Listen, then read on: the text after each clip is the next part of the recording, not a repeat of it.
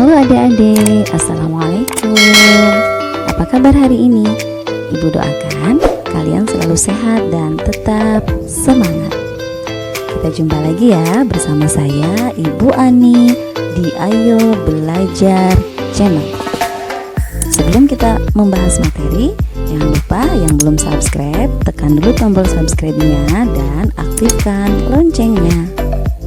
Pada kesempatan kali ini kita akan melanjutkan pembahasan materi tentang sistem peredaran darah pada manusia, khususnya mengenai gangguan atau kelainan pada sistem peredaran darah dan upaya mencegahnya.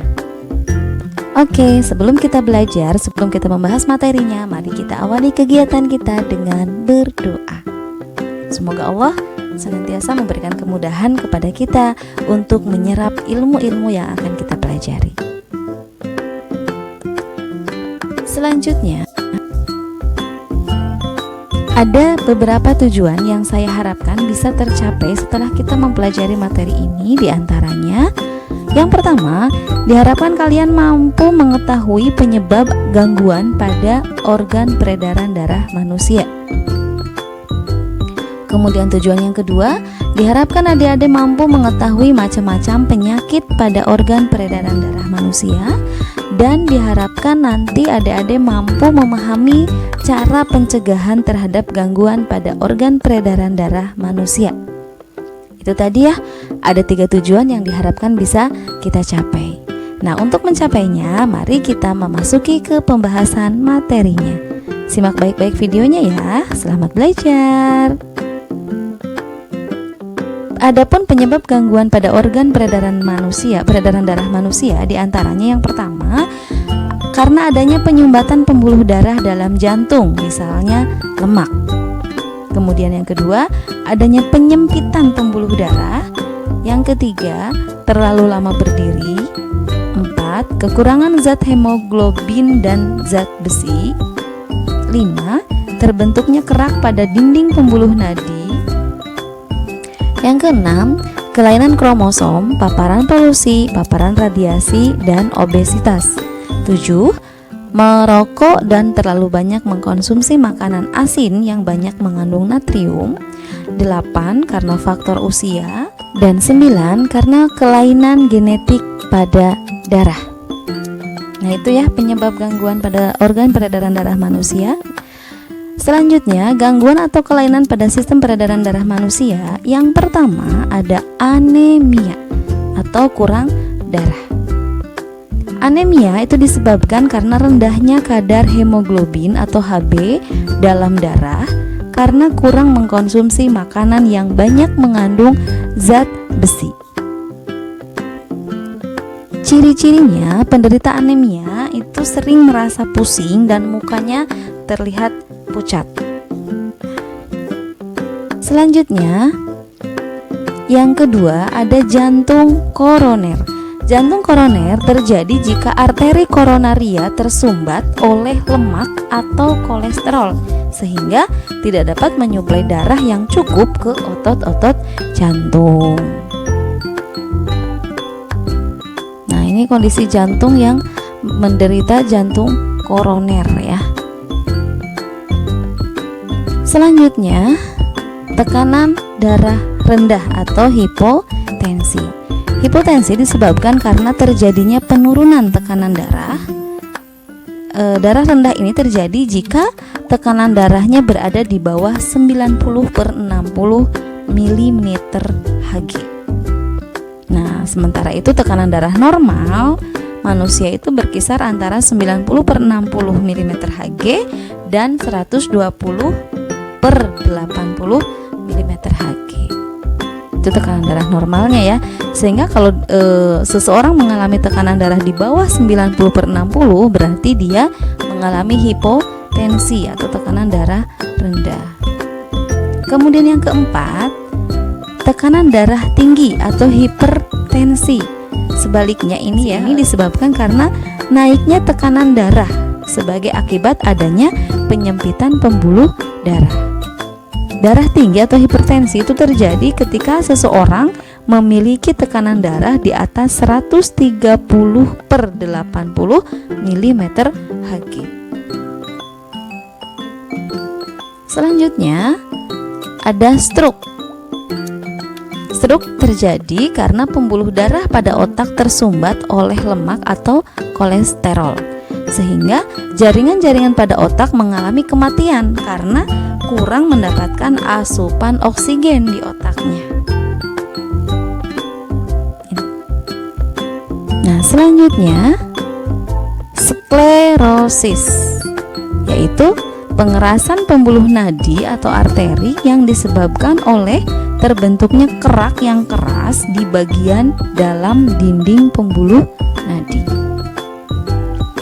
Kerak yang terbentuk dari senyawa lemak disebut aterosklerosis, sementara kerak yang terbentuk dari senyawa kalsium disebut aterisosklerosis. Selanjutnya yang ketujuh ada varises, yaitu suatu keadaan di mana pembuluh balik atau vena mengalami pelebaran dan terpuntir.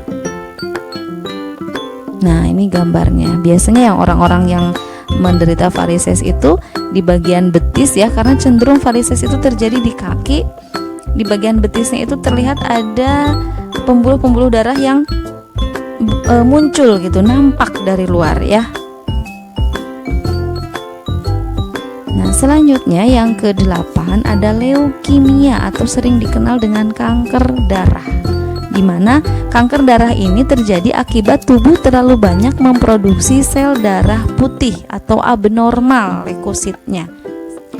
Leukemia ini disebabkan karena sel darah putih yang terus memperbanyak diri, terus membelah tanpa terkendali, sehingga lama-kelamaan karena jumlahnya yang sangat banyak, sel darah putih ini akan memakan sel darah merah. Penderita leukemia itu cenderung sel darah putihnya lebih banyak ya, itu yang sebelah kiri, sementara yang kanan itu darah normal. Sebetulnya kan sel darah putih itu kita perlukan ya untuk sebagai kekebalan tubuh kita, untuk melawan kuman yang masuk ke dalam tubuh kita. Namun ketika produksinya berlebihan, ketika jumlahnya lebih banyak, akhirnya sel darah putih ini akan merusak dan akan memakan sel darah merah.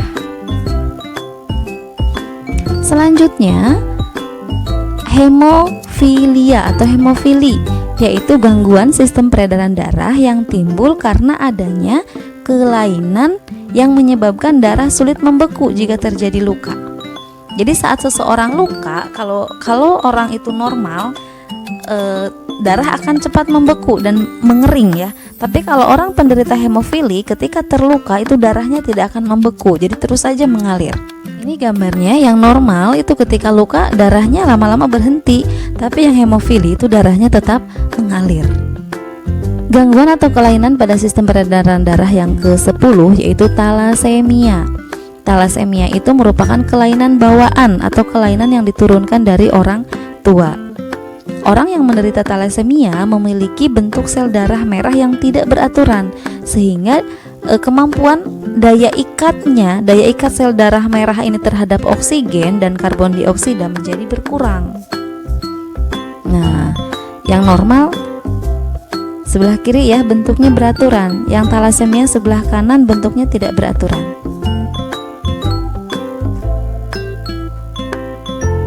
Itu tadi beberapa gangguan atau kelainan pada organ sistem peredaran darah manusia. Langkah-langkah yang bisa kita lakukan untuk mencegah agar kita terhindar dari gangguan atau penyakit organ peredaran darah manusia, yang pertama, melakukan hidup sehat.